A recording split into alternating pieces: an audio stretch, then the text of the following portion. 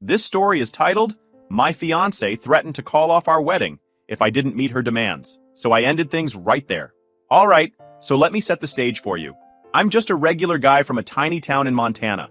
Picture this: one main road, a diner that doubles as the gossip hub, and a Walmart that everyone treats like the mall. That's where I grew up, and honestly, I wouldn't trade it for anything. Life was slow and simple, and that's how I liked it. My family wasn't rich, but we weren't struggling either. My dad ran an auto repair shop, and my mom worked part-time at the local diner while keeping us kids in line. They were old school, salt-of-the-earth kind of people. My dad used to say, "You don't spend money you don't have, and you don't borrow unless you're out of option." Mom was the same. If we couldn't afford something, we didn't need it. No whining, no shortcuts, just hard work and patience. Growing up, I learned how to save early. My first job was mowing lawns for neighbors in the summer, and instead of blowing the money on video games like my friends, I'd stash most of it away. By the time I graduated high school, I had a couple thousand saved up, which felt like a fortune at 18. College wasn't a big flashy deal for me either. I went to a state school nearby, working part-time at a hardware store to cover my expenses. My degree was in information technology, nothing glamorous, but it got me a steady job as a network technician after graduation. It wasn't the kind of job that makes people go, wow, but it paid well, and I didn't dread going to work. By the time I hit 31, I was living the life I thought I wanted. I had a little apartment, a 10-year-old pickup that still ran great, and a decent savings account. I wasn't into flashy stuff. I bought my clothes on sale, cooked most of my meals at home, and didn't care about keeping up with trends. Life was simple, and I was content. Now, I'll admit, my dating life was nothing to write home about. I'd had a few girlfriends over the years, but nothing serious. Most of them wanted to move to the city or live a lifestyle I couldn't and didn't want to afford. That was fine by me. I figured the right person would come along eventually, someone who liked the same simple life I did. And then came Tina. I met Tina at a friend's house. My buddy Jake had just moved into a new house, and he threw a little get-together to celebrate. I wasn't planning to meet anyone that day. I showed up in a flannel shirt and jeans, carrying a six-pack of soda, just looking to hang out with my friends. Tina walked in like she owned the place. She was wearing this flowy dress and sunglasses that looked like they cost more than my truck. She had this air about her, like she was used to being noticed. I remember thinking, she's way out of my league, but somehow we ended up talking. Turns out she was Jake's girlfriend's coworker, visiting from the city. I don't even remember how the conversation started, but I do remember being surprised at how easy it was to talk to her. She wasn't as intimidating as she looked. She laughed at my jokes and said she liked how laid back I was. Over the next few weeks, we kept in touch. Tina seemed different from the other women I dated. She told me she was tired of the city and loved how real everything felt in my town. She said she admired how I didn't try to impress anyone and how I seemed to know exactly what I wanted out of life. For a while, I believed her. Tina started visiting more often. She loved the quiet mornings when we'd sit on my porch drinking coffee, and she didn't seem to mind that I lived in a small, no-frills apartment. She even came fishing with me a couple of times, though she wasn't great at it. She laughed at herself when she tangled the line or dropped the bait, and I thought, this is it. She gets me. We dated for 2 years, and during that time, I thought everything was perfect. Sure, Tina had her moments. She'd occasionally complain about how boring the town was, or how she missed her favorite sushi place in the city, but she always followed it up with something like, "But it's worth it to be with you." To be honest, I should have seen the cracks forming. For example, Tina would always joke about how she couldn't wait for me to get a better truck. She'd laugh and say, "Imagine us pulling up to a fancy restaurant in this thing." At the time, I thought it was just her sense of humor. Now, I wonder if it was a hint of what was coming. Then, there was the way she'd talk about her life before we met.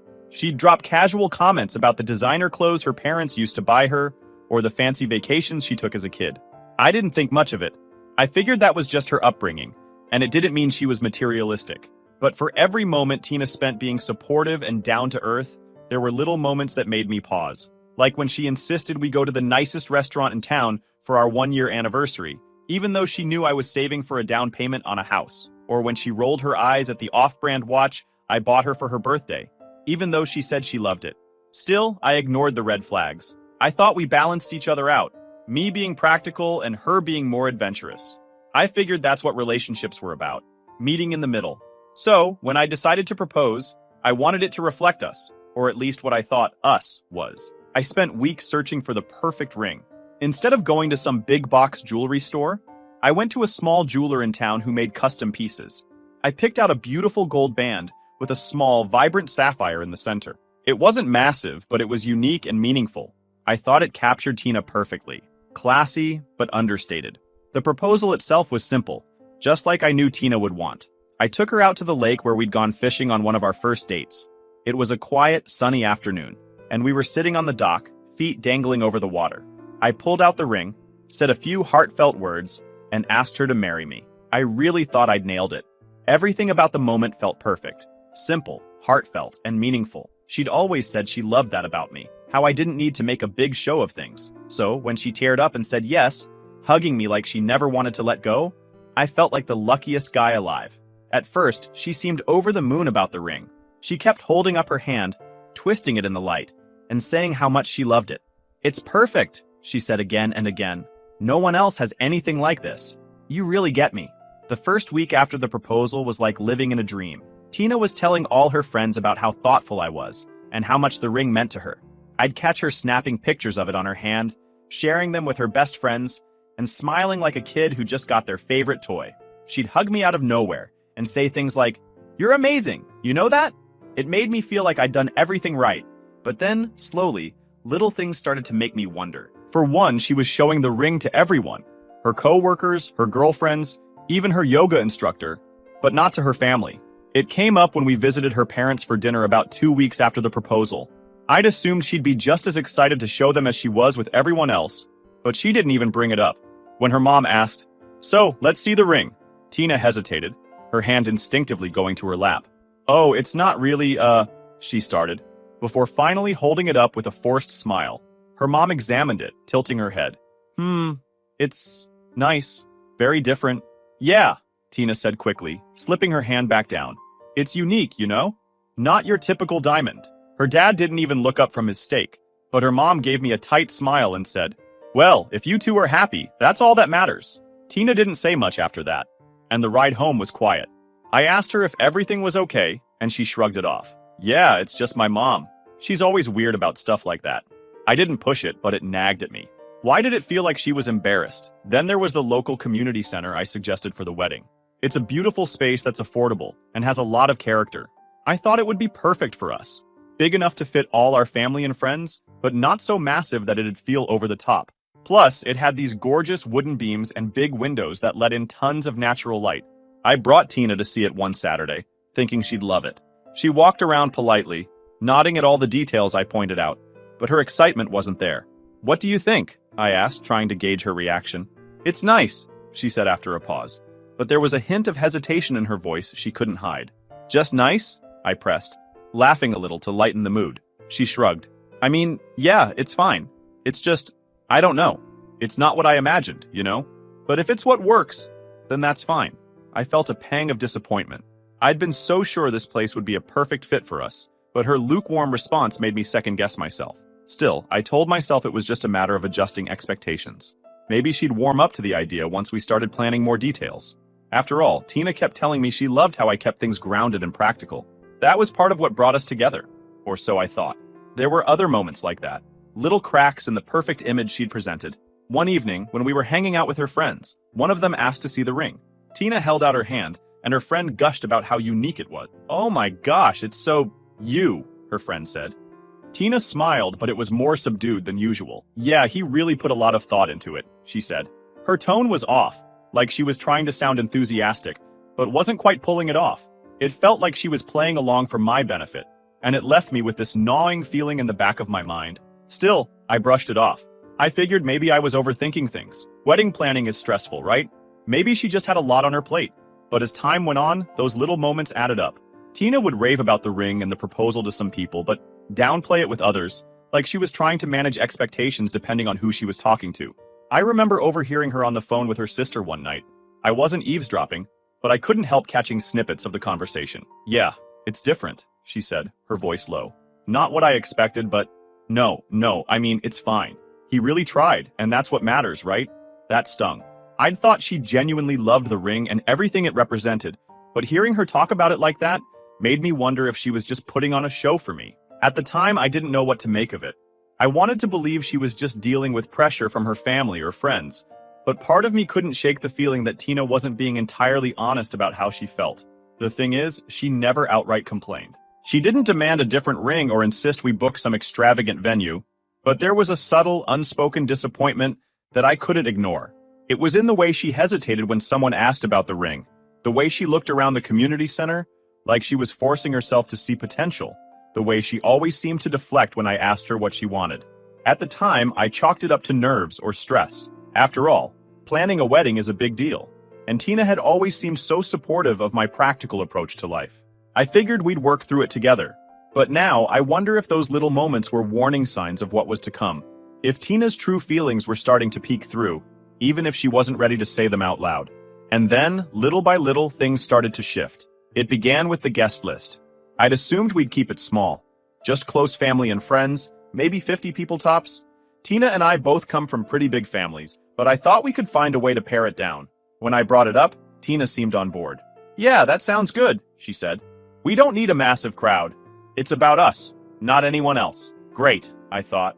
We're on the same page. But a week later, she handed me a rough draft of the guest list, and my jaw nearly hit the floor. It had over 200 names on it. "What is this?" I asked, holding up the list. "It's just a starting point," Tina said, smiling like she hadn't just doubled our head count. "Tina, this is 4 times the number we talked about." She shrugged. "I couldn't leave anyone out. I mean, my parents have a lot of friends, and they'd be offended if we didn't invite them. And then there's my co-workers, plus some of my college friends." I frowned. "Do you even talk to half these people?" "Not all the time," she admitted. "But it would be rude not to invite them. Plus, the more people we invite, the more gifts we get, right?" She laughed like it was a joke, but I wasn't so sure. "Gifts aren't the point, Tina," I said. "We can't afford a wedding for 200 people. We'll figure it out," she said breezily. "It's not like everyone will show up anyway." I let it go for the moment, thinking we'd revisit the list and trim it down later. But deep down, I started to feel like I was losing control of the wedding plans. Then there was the venue. After the lukewarm reaction to the community center, Tina began showing me pictures of other places, ones that looked like they belonged in a movie, not a small-town wedding. One was a vineyard with sprawling gardens and chandeliers in the ballroom. Another was a fancy hotel downtown with a rooftop terrace and city views. "These are just ideas," Tina said, scrolling through the pictures on her phone. "They're beautiful," I admitted, "but they're way out of our budget." She sighed. "I know, but don't you think it would be amazing to get married somewhere like this? It's our wedding. It should feel special." "It will feel special," I said. "It's not about the venue. It's about us." Tina gave me a tight smile. "I know. I just want it to be memorable, that's all." I could tell she wasn't happy, but she didn't push it further that night. Still, the seed had been planted. As the weeks went on, her expectations kept creeping up. First, it was the guest list and the venue. Then it was the food. "What about a buffet?" I suggested one evening while we were going over catering options. "It's affordable and people can pick what they like." "Buffets are so casual," Tina said, wrinkling her nose. "Don't you think a plated dinner would be nicer?" "Sure, if we could afford it," I said. "But a sit-down dinner for 200 people would cost a fortune." "We don't have to go overboard," she said. "Just a couple of courses, maybe steak or salmon." "Tina, do you know how much that would cost?" "We'll figure it out," she said again. Her favorite phrase lately. It was the same with the entertainment. I suggested hiring a DJ, someone local who could play a mix of our favorite songs. Tina wanted a live band. "DJs are fine for a birthday party," she said. "But this is a wedding. A live band would make it so much more elegant." "Do you know how expensive live bands are?" She sighed. "It's just an idea. I'm not saying we have to do it, but wouldn't it be nice?" Every conversation felt like this. Her suggesting something extravagant and me reminding her we couldn't afford it. She always said she understood, but I could tell she was disappointed.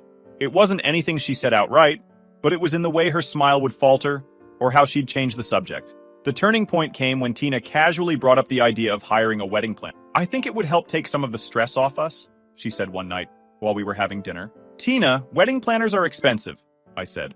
"But they save you money in the long run," she argued. "They know how to negotiate with vendors and stuff." "I think we can handle it ourselves," I said. "It's not like we're planning a royal wedding." Tina gave me a look I couldn't quite read. "I just don't want to feel overwhelmed," she said quietly. I felt a twinge of guilt. Maybe I was being too rigid. Tina had a demanding job, and I knew she wanted the wedding to be special.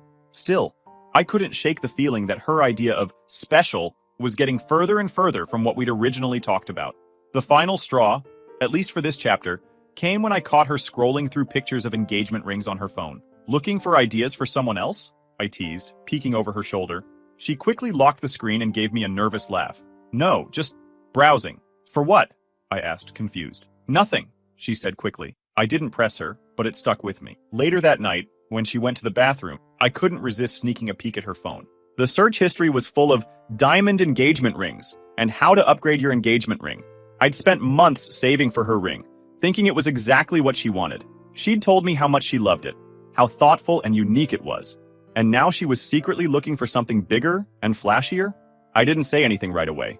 I wanted to give her the benefit of the doubt, but it was hard to ignore the sinking feeling in my stomach. This was the moment I started to realize that the Tina I thought I knew, the one who loved my small-town values and didn't care about material things, might not have been entirely real.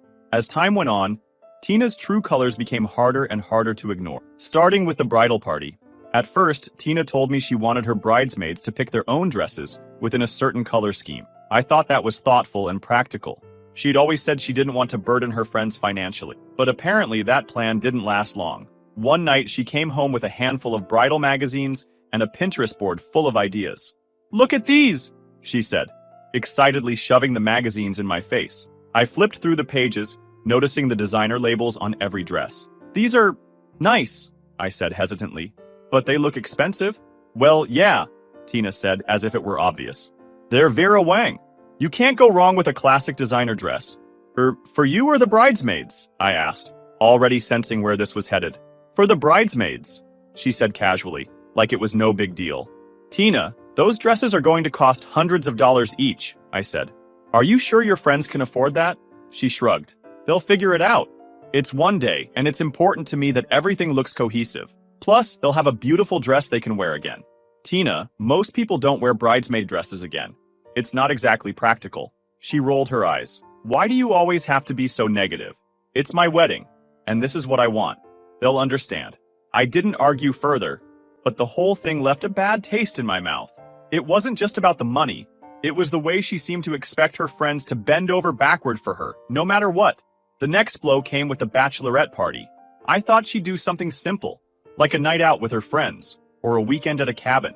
But Tina had other ideas. "We're going to Miami," she announced one evening, grinning from ear to ear. "Miami?" I repeated, stunned. "Yeah, a long weekend on the beach with my girls. It'll be so much fun." "That sounds expensive," I said carefully. "Well, yeah," she said with a laugh. "But it's a once-in-a-lifetime thing. They'll understand." "Did you talk to your friends about it?" "Not yet," she admitted. "But I already booked the villa. They'll figure it out." "Tina, what if some of them can't afford it?" "Then they're not real friends," she said flatly. "If they cared about me, they'd make it work." I couldn't believe what I was hearing. This wasn't the Tina I thought I knew, the one who said she loved my simple, practical approach to life. It was like she'd transformed into a completely different person, someone who cared more about appearances and extravagance than the people around her. But the worst was yet to come. One evening, Tina sat me down and told me she'd been talking to her parents about the wedding budget. I braced myself, knowing this conversation wasn't going to go well. "So," she began, "my parents think we should really consider taking out a loan to make sure we have the wedding we deserve." I blinked, trying to process what she'd just said. "A loan? For the wedding?" "Yeah," she said, like it was the most reasonable thing in the world. "It's not like we can't pay it off later. It's just to make sure everything is perfect. Tina, we've talked about this. I don't want to start our marriage in debt." "It's not that big of a deal," she said, waving me off. "Everyone does it." "No, they don't," I said firmly. "And even if they did, I'm not doing it. I've worked hard to stay out of debt, and I'm not about to ruin that for one day."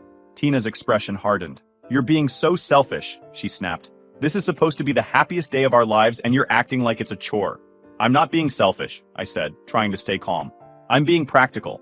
We don't need to spend a fortune to have a beautiful wedding." She crossed her arms and glared at me. "Maybe you don't care about having a beautiful wedding, but I do. And if you loved me, you'd understand that." That hit me like a ton of bricks. I couldn't believe she was pulling the "if you loved me" card over something as ridiculous as taking out a loan for a wedding. "Tina, this isn't about love. It's about being responsible. I'm not going into debt for this. And that's final." She didn't say anything, just stood up and stormed out of the room. For the next few days, we barely spoke. Tina was clearly furious with me, but I wasn't backing down. I'd made my stance clear, and I wasn't going to let her guilt me into changing my mind. Then, as if to twist the knife further, she started involving my family. One night at dinner, my sister Becca pulled me aside. "Hey," she said, "I was talking to Tina, and she mentioned you've been, a little stubborn about the wedding plans." "Stubborn?" I repeated, annoyed. She just wants to make it special, Becca said. You know how much this means to her. Don't you think you could loosen up a little? Loosen up? I said, my voice rising. She wants me to take out a loan, Becca. A loan? For a wedding, Becca frowned. Well, yeah, but it's not like you can't pay it off later. That's not the point, I said, feeling my frustration boil over. I'm not going into debt for one day, no matter how special it is. If Tina can't understand that, then maybe we have bigger problems. Becca didn't have much to say after that, but I could tell she didn't agree with me. Tina had clearly done a good job of spinning the situation to make me look like the bad guy. At this point, I was starting to feel like I didn't even recognize the woman I'd proposed to. The kind, supportive, down-to-earth Tina I thought I knew had been replaced by someone who cared more about appearances and status than the life we were supposed to be building together. The wedding was no longer about us. It was about her and what she wanted. And the more I tried to stand my ground, the more she seemed to resent me for it. I wasn't sure how much more of this I could take. At this point, things were already on thin ice between me and Tina, but what happened next completely shattered whatever was left. The tension from all her demands and our fights had been building, but I still thought we might be able to work through it. I was wrong. It started with Tina asking me to come over to her parents' house for dinner. This wasn't unusual. We'd had dinner with her parents before. But this time, something felt off. She was overly sweet about inviting me, saying things like, "It's just a casual dinner. My parents want to talk about the wedding plans. Nothing serious." I should have trusted my gut because when I walked into their house that night, I could tell immediately that something was up. Her mom and dad were sitting in the living room with these overly polite smiles plastered on their faces. Tina's dad, a guy who rarely said 2 words to me before, suddenly acted like he was all buddy-buddy. "Ah, there he is," he said, clapping me on the back. "The man of the hour." I gave a small smile, not sure where this was going. Tina grabbed my arm and led me to the couch, sitting closer than usual. That was my second clue. Something was off. Tina usually wasn't big on PDA around her parents. Her mom brought out drinks, and we made small talk for a while. It was awkward, but I chalked it up to wedding stress. After about 20 minutes, Tina's dad cleared his throat and leaned forward. "So," he started, "Tina's told us about some of the financial disagreements you two have been having." I glanced at Tina, confused. She gave me this tight-lipped smile, like she was trying to encourage me to play along. Yeah, we've been talking about the budget," I said. "I think we just have different ideas about how much we want to spend." Her dad chuckled, but it wasn't a friendly laugh. It was the kind of laugh people use when they're about to say something they think is clever, but is really just condescending. "Well, son, a wedding isn't just a party. It's an investment. It's a reflection of your commitment to each other." "Right," I said slowly. "But I don't think starting a marriage in debt is the best way to reflect that commitment." Her mom chimed in, her voice dripping with fake concern. "Oh, but isn't it worth it to make Tina happy? She's always dreamed of a beautiful wedding. Don't you want to give her that?" I could feel my blood starting to boil. "Of course, I want her to be happy," I said. "But I also think we can have a beautiful wedding without spending money we don't have." Tina's dad leaned back in his chair and crossed his arms. "So, what I'm hearing is, you're not willing to step up for my daughter." That hit me, but I stayed calm. "No. What I'm saying is that I'm not willing to jeopardize our future for one day." Tina and I talked about having a simple, meaningful wedding, and that's what I thought we both wanted. Tina finally spoke up, her voice soft and almost pleading. "Babe, it's not about jeopardizing our future. It's about making memories, starting our life together in a way we can look back on and feel proud of." I turned to her, trying to keep my voice steady. "Tina, I want those things too, but I don't think we need to spend a fortune to have them. We can make memories without going into debt." Her mom sighed dramatically. "Oh, honey, sometimes men just don't understand. You're trying to create something magical, and that's hard for them to grasp." That was it. I'd had enough. I stood up, feeling the weight of their judgmental stares. "With all due respect," I said, looking at her parents, "this isn't about me not understanding. It's about priorities. I've worked hard to build a stable life, and I'm not going to throw that away for something we don't need. If that's not good enough for Tina, or for you, then maybe we need to reevaluate what this wedding is really about."